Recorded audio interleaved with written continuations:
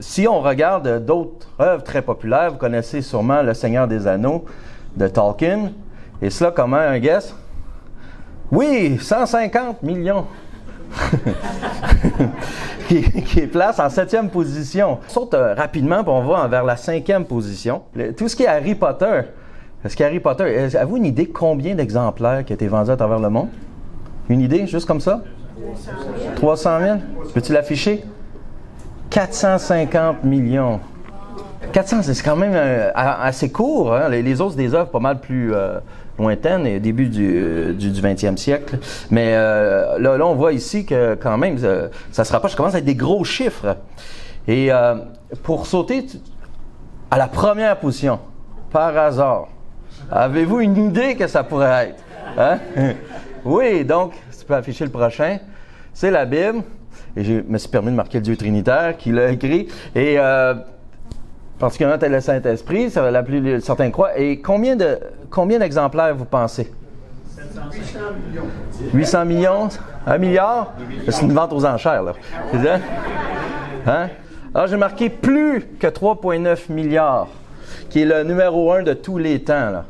Et c'est quand même impressionnant. Et c'est conservateur, ce chiffre-là. Les records Guinness en 2020 a déclaré que c'était 5 milliards. Donc, c'est vraiment le livre le plus fascinant au niveau des records, si on veut. La BBC qui a déclaré que c'était 3,9 milliards en 2022. Donc, c'est énorme. C'est vraiment quelque chose de spécial. Et une des raisons, c'est aussi parce que c'est un des livres les plus accessibles. Si tu peux aller à la prochaine. À travers ça, on voit par exemple que c'est traduit dans 736 langues, qui a rejoint 6 milliards de personnes sur 8,1, je pense, proche de un peu plus que 8 milliards que nous sommes. Donc ça, c'est la Bible en entier. Mais comme vous voyez en bas, c'est avec toutes les parties, toutes les langues, l'Évangile selon Jean, juste des parties des Écritures, on atteint près de 97% de toute la population mondiale. C'est incroyable. C'est vraiment incroyable. Et c'est une source de fascination sans fin. Ça l'a conduit d'ailleurs, cette Bible, à des fouilles archéologiques pour pas mal plus près de 25 000 fouilles qui ont été faites à cause de la Bible. Et certains, c'était pour prouver ce qui était inscrit, et pour certains, c'était parce que c'était des sceptiques, et c'est correct. Mais ils n'ont rien trouvé jusqu'à présent, ce que je sache, qui désapprouvait ce que la Bible affirmait. Mais malgré toutes ces données, en effet, il y a des questions qu'on peut se poser. Et c'est la question qu'on va essayer de répondre aujourd'hui. Dans ce livre incroyable, est-ce que le message est celui qui est l'original? Est-ce qu'il a été altéré? On va juste survoler. Il y aura plusieurs manières, plusieurs approches différentes. Et nous, on va s'en limiter, dans le fond. Est-ce que le message biblique a été altéré? Et si on y va à certaines objections, des fois qu'on entend contre la parole de Dieu, contre la Bible, ce que les chrétiens chérissent, dans le fond, c'est la première objection, c'est qu'on dit, oui, mais la Bible, c'est un jeu du téléphone. Pendant des générations, on a transmis une information qui a été redite et qui a été plusieurs années plus tard décrite. Et dans un sens, c'est vrai, et ça poserait un problème si, entre autres, les traductions qu'on avait aujourd'hui, ce seraient des traductions de traduction. Donc, quand on joue avec des traductions, là, on se retrouve à avoir un grand problème, mais heureusement, c'est pas le cas de la Bible.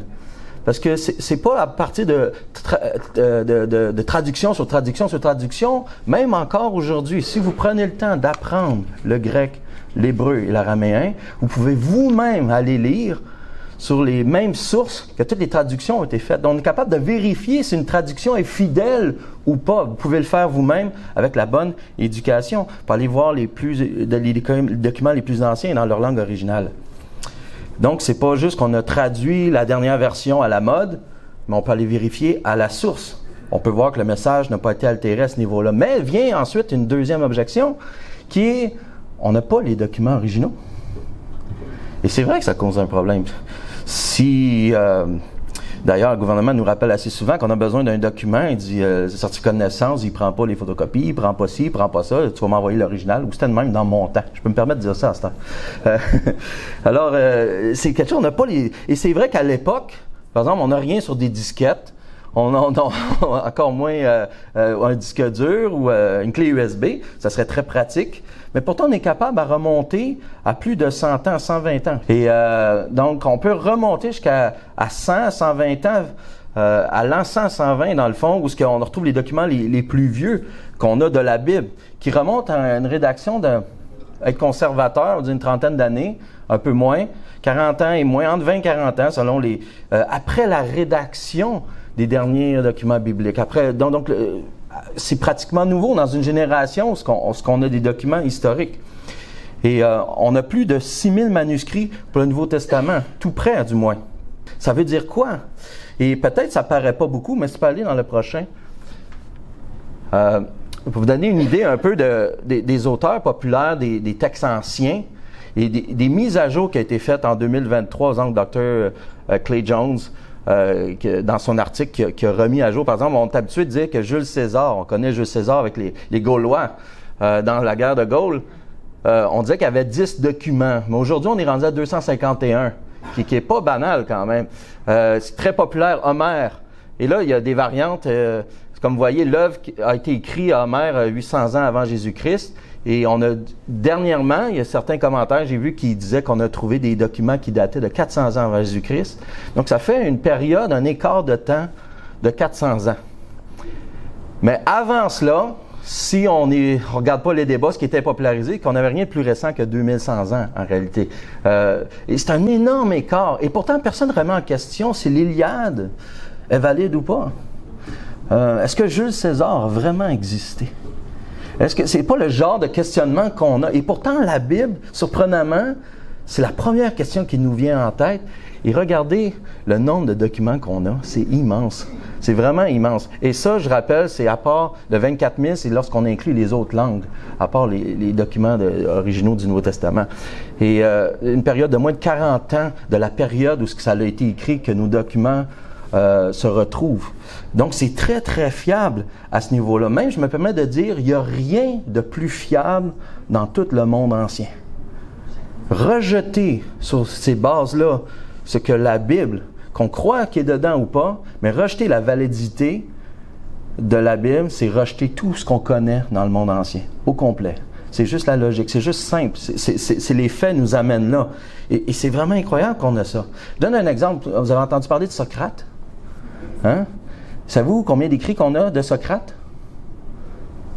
Aucun. Zéro puis une barre. C'est Platon, puis j'ai pas retenu l'un de l'autre, là. Mais c'est Platon puis l'autre qui ont écrit, puis ils ont mentionné les choses que Socrate a dit, et pourtant on n'a rien, aucun écrit de Socrate. Et encore là, c'est pas mis à l'épreuve plus qu'il faut. Je n'avais jamais entendu parler avant. J'ai été vraiment, vraiment surpris.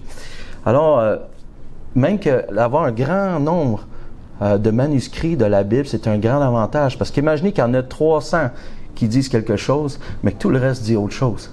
C'est facile de déceler des erreurs. C'est très, très facile. Beaucoup de monde disent, ouais, mais il y a énormément de différences dans les documents. Souvent, c'est une lettre, une faute d'orthographe, un mot répété, ou ce genre de choses-là. C'est très minimal, ça ne change rien à ce qui est le contenu ou le sens à l'intérieur. Troisième objection qui est souvent donnée, la Bible a été modifiée et harmonisée. J'ai rajouté en secret, parce que vous allez voir un peu pourquoi. Et là, on a tout entendu des rumeurs, comme quoi Constantin, en l'an 325, au Conseil de Nicée, très popularisé par Dan Brown, avec le Code da Vinci, entre autres. Hein? Et il s'est regroupé, puis ils ont idolarisé Jésus. Ils ont fait de lui un être divin, puis ils ont modifié le nombre de livres, puis tout cela et tout ça. Et malheureusement, rien de cela est vrai. C'est tout de la fiction. Mais c'est resté un peu dans notre folklore, je dirais presque un peu. C'est comme dans la tête des gens. Si c'est pas ça qui est arrivé, il y a des organisations secrètes qui ont modifié les documents. Parce que de toute façon, on n'a pas les originaux. Et là, je dis, mais pour penser comme ça, regardez à quel point, puis ça va être un peu, je vais terminer mon partage avec ça, il y a 3 grands problèmes qu'il faut faire face pour que ça fonctionne. Et ça mène vraiment une conspiration incroyable. Croire à ça, ça demande beaucoup de foi, je dirais. Et la première, entre autres, le premier problème qu'on voit, entre autres, c'est que le nombre de manuscrits qu'on a. On a mentionné qu'on a plus de 6000 manuscrits. Ce qui implique plutôt que ces gens-là, super zélés, là, ces gens-là qui voudraient modifier le contenu, harmoniser les Écritures, seraient obligés de voler les 6000 documents et s'assurer qu'ils coordonnent tous ensemble. Le problème qu'on a, c'est qu'il y a beaucoup de ces documents-là qui datent d'avant les années 325, ou peu importe qu'on veut donner du 4e siècle, ou du 3e siècle, ou même du 2e siècle. Et même qu'on retrouve des gens, comme des pères de l'Église, qui mentionnent déjà les 27 livres qu'on a dans le Nouveau Testament dès le début des années 100. Alors, on voit que c'était déjà en circulation, qu'on connaissait. Vous avez vu peut-être sur une image le P52 qui mentionne l'Évangile de Jean, dans le fond, à peu près 25 ans après que ça a été écrit. Donc, vous voyez, c'était déjà en circulation, ce genre de choses-là.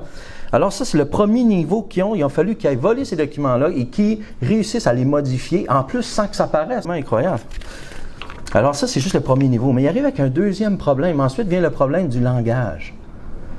Savez-vous pourquoi? Parce que dans la Bible, ceux qui y croient, Dieu leur a dit « Allez, faites de toutes les nations des disciples ». Alors, aller vers les nations implique des gens différents. Implique quoi? Ils parlent différentes langues. Et en quoi que c'est un problème? Mais le problème avec les nations, c'est qu'ils parlent différentes langues. Donc, dans les premiers siècles, la Bible a été traduite en syriaque, en copte, tu peux le mettre un petit, ouais, puis en latin, les 3 langues principales, beaucoup plus que ça, mais c'est surtout ça qu'on a retrouvé. Donc, ça implique que non seulement ceux qui étaient super zélés, là, l'organisation secrète, il a fallu qu'ils volent les documents qu'on avait, les plus de 6000 qu'on a retrouvés, qu'ils modifient le contenu sans qu'on s'en rende compte. Il a fallu qu'en plus, ils aient volé tous les documents qui étaient traduits en syriaque, en copte et en latin, et qui harmonisent le tout sans que personne ne s'en rende compte, qu'on ne soit pas capable de déceler leur œuvre encore aujourd'hui. Comme je dis, ça prend beaucoup de foi pour croire ça. Là. Mais là, ça, c'est juste le deuxième niveau. Il y en a un troisième. Et le troisième niveau, c'est quoi? Si je retrouve mes notes, je vais vous le dire. Le troisième niveau, de toute façon, c'est les pères de l'Église. Je n'ai pas retrouvé mes notes. C'est au niveau des pères de l'Église. Et pourquoi, en quoi que c'est un problème qu'ils ont avec ceux qui ont cette théorie-là? C'est que les pères de l'Église, on permet ceux qui sont reconnus dans les premiers siècles, je vais simplifier ça, et même des gens qui étaient contre l'Église, viennent confirmer dans leur écrit, leurs commentaires, le contenu de la Bible. Avec juste les pères de l'Église, on peut reconstruire tout le Nouveau Testament avec les commentaires, excepté 11 versets. Juste avec les commentaires des pères de l'Église. Alors, c'est incroyable. Imaginez des organisations encore super zélées qu'elles aient volé les 6000 documents, ceux qu'on a trouvés jusqu'à présent, sans que ça apparaisse, qu'ils remettent à leur place sans personne ne s'en rende compte, qu'ils aient volé tous les documents traduits dans différentes langues, qu'ils les modifient sans qu'on s'en rende compte, et finalement, les commentaires des pères de l'Église, sans que personne ne s'en rende compte, et même ceux qui étaient contre l'Église, qui mentionnaient les évangiles ou certains livres, des lettres du Nouveau Testament, dans leur méprise, si on veut. Il aurait fallu faire sans que jamais personne s'en rende compte, sans jamais qu'ils se fassent prendre. Alors finalement, c'est quoi notre conclusion avec ça? Selon les analyses, ou simplement, je vous dis, c'est une courte présentation, mais selon la critique textuelle, si on veut, qui est une bonne chose d'analyser, vigoureuse, là, on doit admettre en effet que les évidences nous mènent comme conclusion, démontrent que le message biblique n'a pas été altéré. On n'a pas les documents originaux. On peut être confiant qu'on possède le message initial. C'est un message d'espoir, un message d'amour, un message de paix, un message de vie. La Bible, c'est un document historique super fiable. Il est plus fiable que n'importe quel autre document ancien historique. On peut lui faire confiance. Et si on en venait, à quelques raisons, encore une fois, à croire qu'elle n'est pas fiable, on peut absolument rien savoir ou connaître du passé, car c'est de loin ce qu'il y a de plus fiable dans ce qui n'a jamais été fait. Et voilà.